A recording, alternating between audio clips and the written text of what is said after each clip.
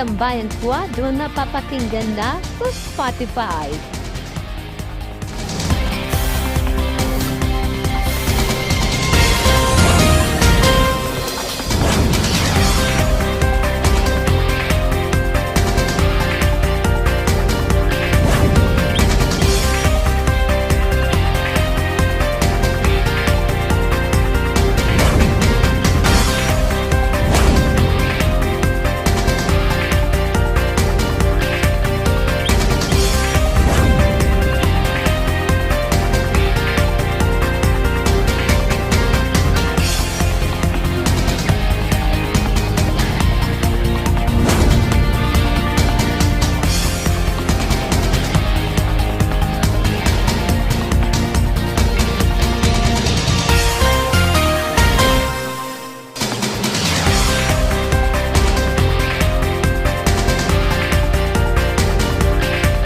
Magandang gabi Luzon, Visayas at Mindanao. Detalye sa mga pangunahing balita.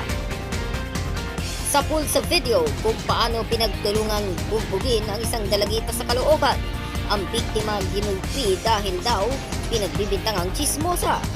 Ang ina ng biktima masama ang loob dahil kaibigan daw ng kanyang anak. Ang mga nambugbog. Sandigan natin si Kylie Belmonte. Exclusive! Naglalakad lang sa Barangay 66 sa Caloocan ang babaeng yan nang salubungin siya ng dalawang babae. Kinausap siya ng isa hanggang sa bigla na lang sinapak.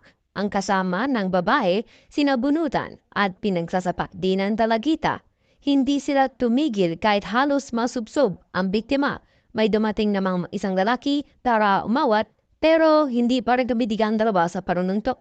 Yumakap na lang ang dalagita sa umawat na lalaki at naglakad sila hanggang sa mawala ng kuha ng CCTV. Nangyari ang insidente nitong Lunes ng gabi nang lumabas ang biktima